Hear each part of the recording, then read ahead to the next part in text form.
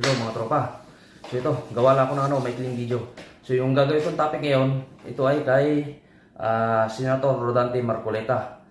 So napanood nyo naman kanina sa mga mga hearing nila sa 18 Marines, yung hearing nila sa 18 Marines sa Blue Ribbon Committee sa Senado ngayon. Pero ako talaga solid supporters ako ni Senator Rodante Marcoleta. Kasi para sa akin alam ko nasa tama siya. Pero yung topic ko ngayon about sa mga miyembro ng Iglesia ni Cristo na sigurado ko na hindi iiwan si Senator Rodante Marcoleta. So ang mahalaga lang, wag lang maligaw ng landas si Senator Marcoleta at nasa tama lang siya. At hindi siya mapunta sa mga demonyo o sa mga korap na politiko. Pero ngayon, kung titignan mo na bilang dating Iglesia ni Cristo, talagang ako handog talaga ako sa ANC. Talagang kahit tiwalag na ako, saludo talaga ako sa ANC at saludo rin ako kay Senator Rodante Marcoleta. So para sa akin, protektahan natin at suportahan natin si Senator Rodante Marcoleta. Hindi ko man makita sa personal pero kasi nandito ako sa abroad eh. At least kahit dito lang sa social media may ipakita ko sa kanya na talagang ang suporta ko ay nasa kanya. Pero kung tutusin kahit saan natin tingnan, nasa tama talaga si Senator Marcoleta. Kaya ang ANC, masasabi ko talaga ngayon nasa tamang landas sila. Pero ito, sarili ko lang din naman opinion. Pero ang sinasabi ko lang talaga dito, ang Iglesia ni Cristo hindi papanig yan sa mali. Pero gawa ng nasa tama si Senator Marcoleta, talagang hindi nila iiwan yan kasi ang pinaglalaban ni Senator Rodante Marcoleta, lumabas yung katotohanan kung ano ba talaga yung totoong korupsyon.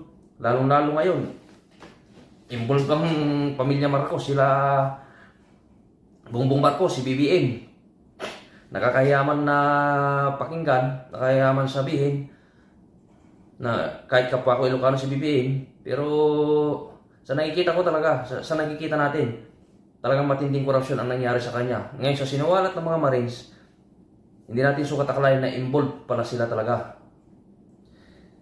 Kaya tingnan mo sila Sir Rapi, yung sila Rapi Tulfo, Tito Soto, yung mga nasa minority.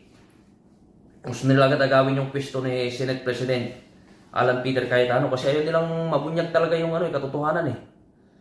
Pero kung tutusin niya si Marcos, hindi ko alam kung ano nangyari sa utak niyan.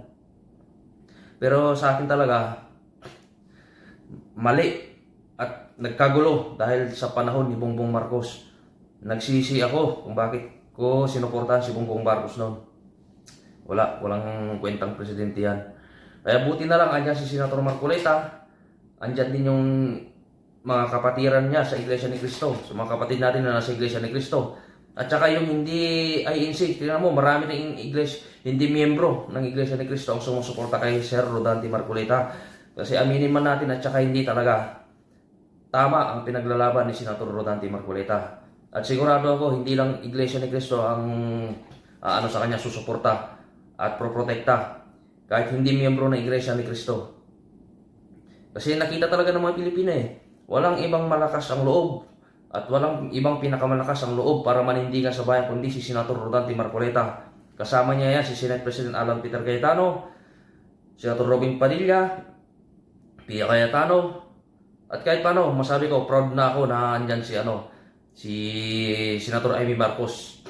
Masabi kong siya na lang talaga ang dumadala sa imahe ng Ilocano. Kaya sa'yo, Madam Amy Marcos, saludo ko sa'yo.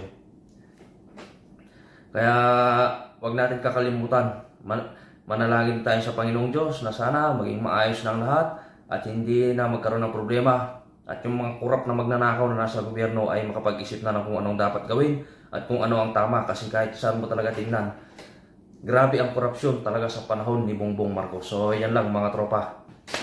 Hanggang yan lang yung video for today.